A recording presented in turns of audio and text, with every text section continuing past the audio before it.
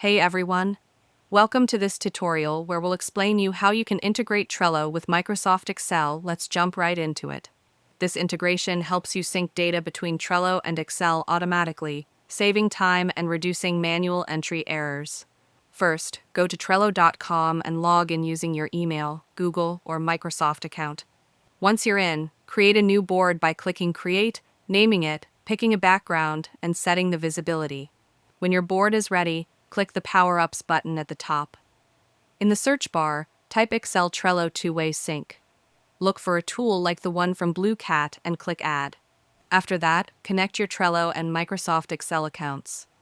This is what allows data to flow securely between both platforms.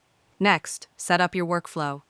Choose what kind of data you want to sync, like card titles, due dates, or labels, and how often the sync should run. Now it's time to test. Make a small change in Trello or Excel and check if the data shows up on the other side. If it doesn't, adjust the settings and try again.